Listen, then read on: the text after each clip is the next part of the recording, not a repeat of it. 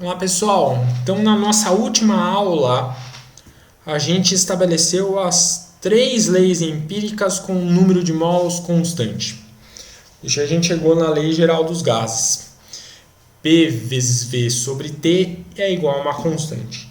Hoje a gente vai analisar o número de mols, o efeito do número de partículas do gás no sistema.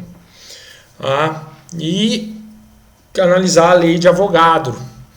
Então eu vou começar com ela. O Amadeu Avogadro, em 1811, vai determinar principalmente a relação do número de moléculas do gás sobre T e P constantes. Tá? Então vamos começar por ela, que eu acho que é um bom caminho para a gente continuar o nosso estudo aqui. Então, quando a gente pega essa lei, né, quando a gente pega a temperatura fixa e a gente pega também a pressão fixa, tá, são constantes aqui, a nossa ideia é a seguinte: temperatura fixa, o estado de agitação das moléculas é sempre o mesmo, né? Agora, a pressão, para a pressão ficar fixa, o que vai acontecer? A gente tem que imaginar o seguinte, é muito simples isso daqui. Claro que fazendo isso daqui cuidadosamente, você vai ter um sistema que tem volume variável, sistema clássico com êmbolo. Temperatura está fixa, imagina um sistema termicamente isolado aqui. Você tem um certo número de partículas aqui. Tá? Se você injetar mais partículas nesse sistema aqui, tá? Para a pressão ficar fixa, o que tem que acontecer com o volume? A hora que você injeta isso daqui, claro que o volume aqui, não sei se é intuitivo para você, mas vale a pena perder um pensamento aqui nessa história. Você injeta o número de partículas, vai aumentar o volume do sistema, né? Então, é como encher um balão, tá? A temperatura daquele balão, aquela bexiga, você vai soprando, você vai aumentando o número de partículas do sistema, o volume vai aumentando.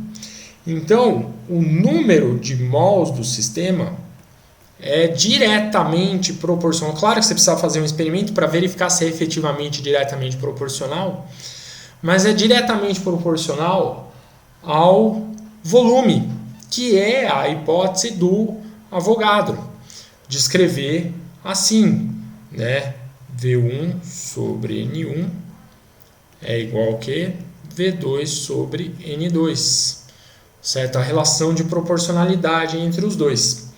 E é bom lembrar aqui a questão da hipótese de Avogadro, como a gente falou e como você muito bem lembra. Se você pega um gás que está ocupando um volume de 22,4 litros a 1 atm e a 0 graus Celsius, que é a CNTP, né? A gente sabe que lá dentro eu vou ter 1 mol de moléculas de gás, ou seja, 6,02 vezes 10 a 23 moléculas de gás naquele sistema. Se é, por exemplo, um gás de nitrogênio lá dentro, eu posso até falar mais. Eu sei que eu vou ter 28 gramas lá dentro do gás de massa. Então, é uma coisa, é um resultado extremamente importante, né? Muito bacana. Então, essa constatação de que na CNTP você tem 6 vezes 10 a 23 moléculas num volume de 22,4 litros é basicamente o que a gente sabe do número de Avogadro. A ideia de você ter um número, uma constante física muito importante, né, que atualmente a gente sabe essa constante com grande precisão. Ok? Muito bem, mas vamos continuar a entender a relação do número de mols com as outras grandezas macroscópicas do gás. Então agora, vamos imaginar que eu vou deixar basicamente a temperatura fixa e o volume fixo. Então, beleza, o volume está fixo. O que acontece quando você injeta mais partículas no sistema? Essa questão de você ter uma região, o que vai acontecer com a pressão do sistema? Imagina você lá num espaço bem vazio, né? Poucas pessoas na sala de aula. Tá? Pressão baixinha, poucas moléculas batendo na parede, mas você começa a injetar mais partículas. O que acontece com a pressão no sistema?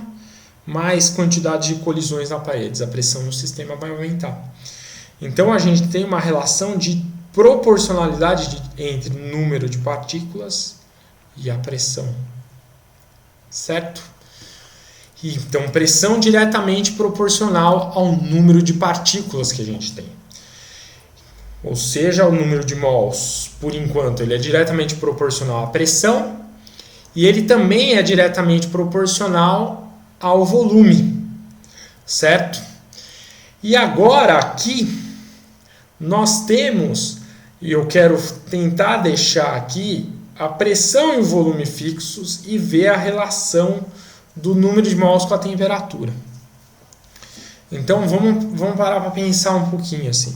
Se você quer deixar o volume fixo, você quer deixar a pressão fixa, tá? Você tem um recipiente aqui com um certo número de partículas, certo? E esse número de mols inicial, e aqui nós temos uma temperatura inicial. Pergunta é: o que vai acontecer? Imagina o seguinte. Desculpa, parece que o volume aumentou, né? Mas não é. Eu tenho que fazer um recipiente praticamente do mesmo tamanho aqui. Vamos lá, vai. Suponha que está do mesmo tamanho. Vamos supor que eu aumentei o número de partículas desse sistema. Então vamos desenhar mais pontinhos. Aê! Pontinhos, pontinhos, pontinhos, pontinhos, pontinhos. Mais molécula, injeta mais molécula, que legal, mais molécula, ai, que legal, ó, tem muita molécula. Cara, se eu não mexer com a temperatura, você sabe, se ao injetar mais partículas, a pressão vai aumentar. Mas eu não quero aumentar a pressão, eu quero que ela fique constante, cara. O que você tem que fazer com a temperatura aqui? Para deixar a pressão fixa. Se você pensou exatamente que a temperatura final tem que estar mais baixa que a inicial, ou seja, você tem que acalmar o sistema para compensar esse aumento do número de partículas que deixaria a pressão maior, você pensou certo. Você compensa o aumento do número de partículas para deixar a pressão constante, deixando essas partículas mais calmas, menos agitadas. Ou seja, isso dá um grande indicativo que o número de mols e a temperatura são inversamente o quê? Proporcionais para deixar o volume e a pressão fixos. Ou seja, vamos lá para agora, vamos para uma coisa que é fundamental. Vamos para a lei geral dos gases. PVT é igual a uma constante. Né? Se você tem que embutir o número de mols aqui para redefinir essa constante, para que você faça transformações gasosas usando essa quarta grandeza, a gente está vendo aqui que o número de mols tem que estar juntinho com o quê? Com a temperatura. E colocar o número de mols aqui no denominador é espetacular. Por que é espetacular? Porque contempla as outras transformações que ocorrem anteriormente. Veja, se nós temos aqui pressão e temperatura fixo, ó o V e o N aqui, ó. V sobre N igual a uma constante. Se nós temos, né, se nós queremos volume e temperatura fixos, ó o P sobre N aqui igual a uma constante, que foi descrito aqui em cima também. Então, a gente tem que colocar, e mesmo se PV é uma constante aqui, e eu quero modificar o N e o T, N vezes T é igual a uma constante aqui. Então está tudo embutido aqui. Só que a gente sabe que a gente pode escrever isso daqui, essa constante não é qualquer constante. Para certas condições, né, essa constante ela é igual a um número, que é o que a gente chama de constante universal dos gases, o tal do 0,082 atm vezes litro por mol Kelvin. Então você vai mexendo no P, vai mexendo no V, vai mexendo no N e no T sob certas condições, não é sempre assim. A gente sempre mantém essa razão igual a esse R. E claro que a gente não está acostumado a mexer nisso, né, desse jeito, com a equação 3, que é o PV igual a nRT. Né? E esse R, na química a gente usa muito 0,082, mas que a gente pode usar o 8,31 Joule por mol vezes Kelvin, que a gente costuma usar essas unidades aqui no sistema internacional. Lembra, TM litro não é unidade no sistema internacional, mas Joule é unidade no sistema internacional, certo? Ou simplesmente nós podemos usar que isso é mais por conta da teoria cinética dos gases. Ao invés de usar, né, o nosso número de mols, usar o número de moléculas. E quando eu uso o número de moléculas, eu troco o número de mols lá por o quê?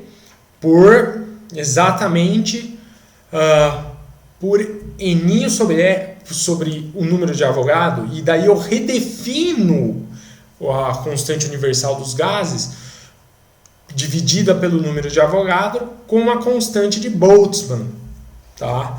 Que é esse 1,38 vezes 10 a menos 23 Joule por Kelvin. Não se preocupe nesse momento com isso, porque a gente vai voltar à importância dessa constante de Boltzmann na nossa próxima aula, nas nossas próximas discussões. Mas a gente pode usar o PV igual a NT clássico ou PV igual a N, N não é o número de moléculas, vezes a constante de Boltzmann, vezes a temperatura. Certo? Por hora é só, pessoal. Um grande abraço e a gente se vê na próxima aula. Tá bom? E a gente vai se falando.